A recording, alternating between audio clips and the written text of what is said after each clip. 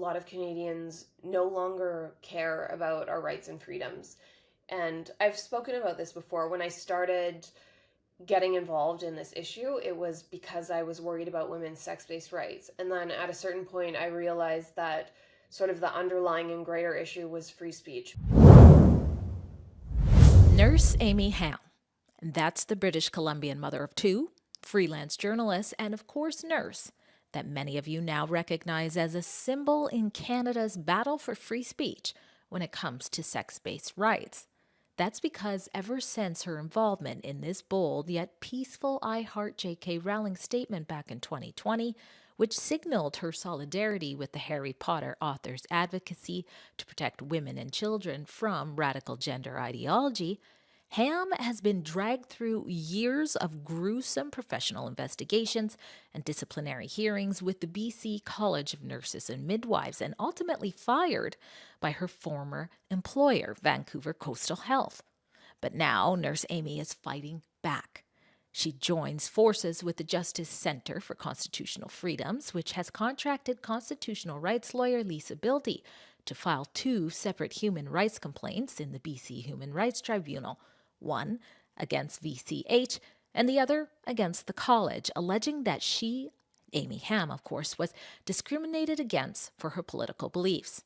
I'm Drea Humphrey with Rebel News, and I plan to keep you posted on what the results are of both of those complaints. But for now, Hamm joins me to recap what she's been through, describe some of the key players behind the witch trial she's went through, and explain why she refuses to give up this fight and believes you shouldn't either.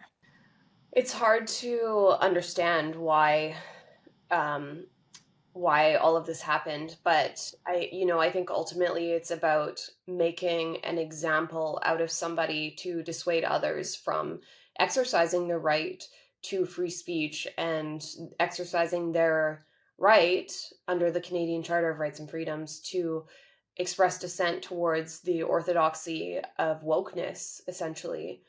In the ruling that found me guilty of professional misconduct, at one point in the ruling earlier on, it spoke about the fact that maybe if I had done things in a more respectful, polite way, I could say the things I said. I just didn't have to be so offensive. And then later on in the ruling, they sort of inadvertently acknowledged that they also find that even the mere fact of saying trans women are biological males who don't belong in women's spaces is in and of itself discriminatory. Moving back to who actually took issue, you have let us know, the JCCF as well, that it was actually in some ways your own colleagues campaigning against you. Take us back to what that felt like when you first found that out. So originally, I was investigated on the basis of one anonymous complaint from a member of the public, and another complaint that was lodged by someone who worked for Vancouver Coastal Health, but whom I'd never met, didn't know of them. And as the years dragged on and as my hearings dragged on, the public started making mass anonymous complaints to Vancouver Coastal Health about my opinion pieces that I was writing, op-eds, journalism that I was doing online, podcast appearances, to my employer and to my college.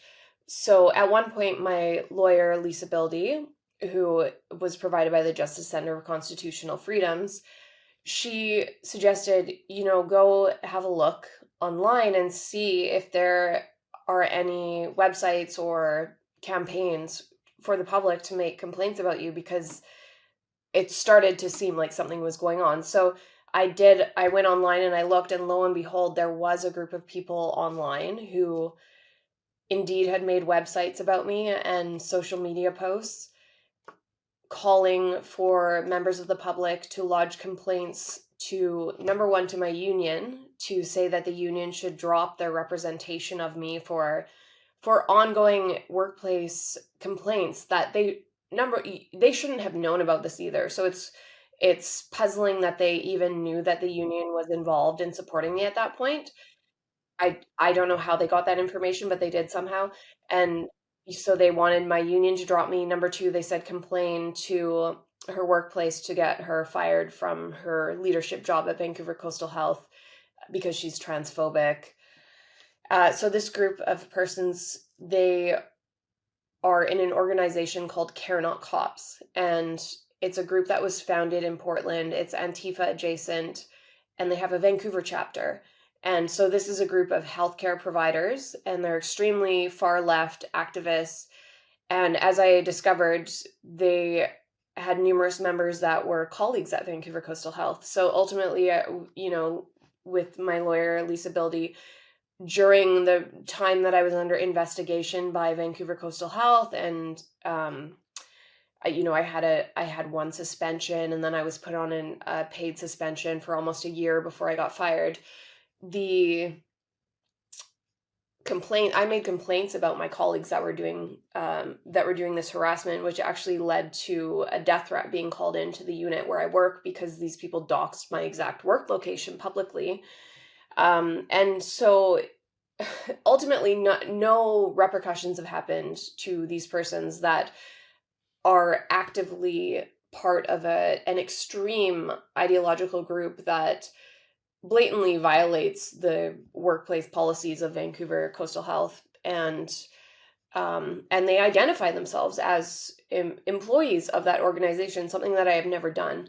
So there's clearly a double standard in the way that persons are treated by this organization based on what your political beliefs are. So if you are a leftist or far leftist, extreme far left politics, that's okay. You can even do it while you tell people who you work for. But even if in your private life, like me, on my own time outside of work, I advocate for free speech and for women's sex based rights, well, then you're going to be subjected to investigations, to suspensions, to punishment, to degrading HR meetings, and ultimately you will be fired. You talk about how the cards were essentially stacked against you when it came to the investigation and its outcome. And I'm not putting words in your mouth, but many of the human rights complaints that I've covered, a lot of the people that those complaints are against, if they're, speaking in an expressive way that goes against the politically correct narratives, believe the cards are stacked against them in those tribunals. What makes this different? Do you think you'll have a fair shot? And if so, why? I certainly hope that the Human Rights Tribunal will be impartial politically when they look at my cases, which still haven't been accepted by the tribunal yet. But the purpose of the Human Rights Tribunal is not to enforce a particular political orthodoxy. It is to ensure that Canadians don't have their human rights violated. And in British Columbia, political belief is a protected characteristic under the Human Rights Act. I wouldn't say that I'm necessarily confident that it will be impartial, but I am clinging to sort of hope and faith that the system will work in the way that it's intended to work, and will have an outcome that is, there's a reason that the human rights tribunals were created, and I hope that it's not so far gone that the only people who can utilize the system are people who subscribe to the same far left political ideas as a lot of the staff members who run these tribunals. Well, I agree. Definitely your fight represents something bigger than yourself, a bigger issue. However, you are at the core of it in many ways. So let's talk about the fact that you are still a nurse. The good news is you didn't lose your license. So I guess that means you're safe with patients, like we already knew. But what does that mean to you, actually, after your name's been dragged through the mud on one end, but, applauded on the other end? Will you pursue a career in this field again? So, being fired from Vancouver Coastal Health Authority means I can't work at any Vancouver Coastal Health site. And they cover, of course, all of Vancouver and a lot of other regions like the Sunshine Coast. That's one of the biggest public healthcare employers in BC. I can't work for any of their sites anymore. And then it's say moving to another health authority, a lot of them subscribe to the same politics. So it's very doubtful, because of my reputation now and because of the guilty verdict that was meted out, that I would ever be able to be employed by any of these organizations because they are subscribing to the same orthodoxy. They are captured by the same sort of cancel culture, the same fear about anybody deviating from the approved narrative. I think that being a nurse is something that goes beyond a job that you hold. It's a profession, and it's um, it's something. I got fired. I'm still a nurse. I still have a license, but it almost it becomes part of you, and I don't know how I will be a nurse in the future or if I will be. It honestly makes me afraid to know that I have to still have a license through this organization, the BC College of Nurses, that has persecuted me for so long.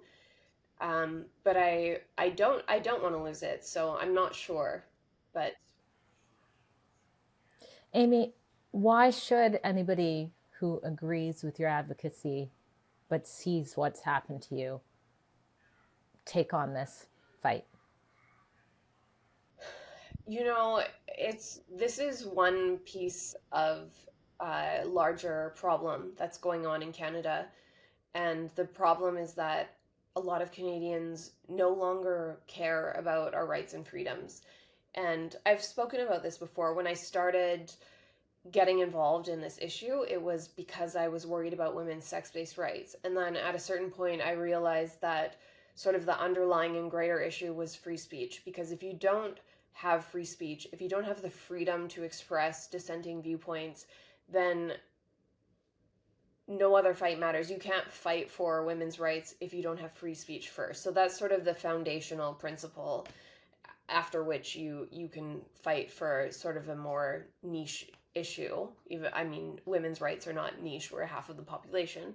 But that being said, this is I'm one of many Canadians right now who are involved in similar battles, and none of us are just doing this for ourselves. We're doing it because we know what makes Canada a good country, and we don't want to lose that. We don't want to lose a Canada that was free and where you can say what you think, you can say what you believe, you won't be politically persecuted, you can live a good life in this country. And I don't think many of us realize just how close we are to losing that. Some individuals have already, um, in some people have actually lost that already. But I don't. It's like we're flirting with a disaster in Canada, um, and I don't want to see. I don't want to give up on Canada. I don't want to see Canada go that way. So that's what I'm fighting. I'm fighting for Canada, for women's rights, and child safeguarding, and free speech. All of this really is so important. Did you know that Rebel News will have to head to the BC Human Rights Tribunal for our own fight? Except in this case, we're the target. That's because a violent and litigious trans activist by the name of Jessica Simpson, formerly known as Jonathan Unive, is trying to use Section 7 of the BC Human Rights Code to silence our reporting. You can read all about this and chip in to help us fight back at repealsection7.com.